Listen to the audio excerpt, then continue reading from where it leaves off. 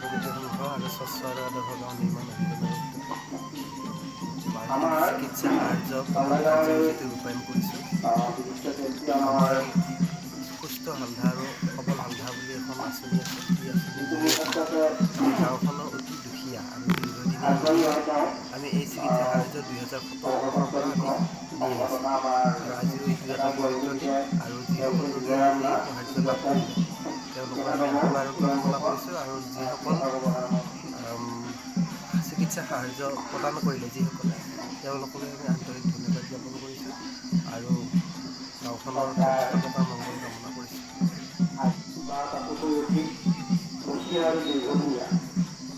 মানুহৰ যিটো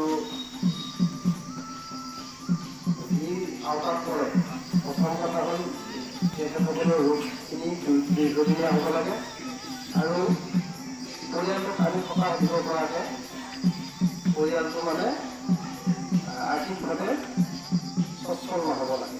এনেধৰণৰ পৰিয়ালক আমি প্ৰতি বছৰে আজিৰ দিনটোত এই চিকিৎসা সাহায্য প্ৰদান কৰি আহিছিলোঁ আৰু আজি 19 নম্বৰ দিনটো এই দিনটো আহি পালে আৰু আজিৰ দিনটোতে আমাৰ গাঁওখনৰে 3গৰাকীকৈ ইতিমধ্যে 3গৰাকী ব্যক্তি আগবঢ়াইছে আৰু এই কাৰ্যসূচীটো আমি প্ৰতি বছৰে এনেকৈ পালন কৰি আহি আছোঁ আৰু ভৱিষ্যতলৈ কৰি যাম।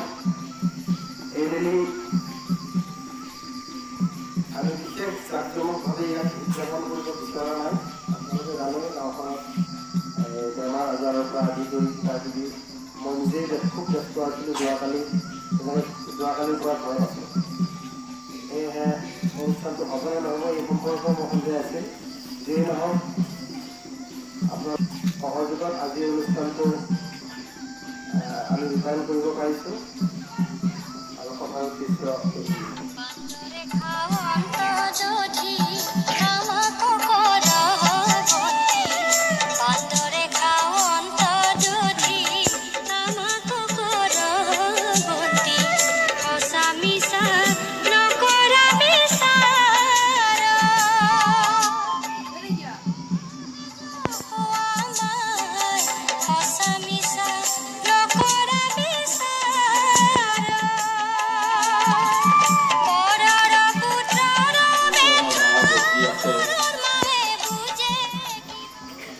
আমি ভাবোঁ যে এই যিটো বেমাৰ বা আমি যিবিলাক লাভ কৰিছে সেইটো আচলতে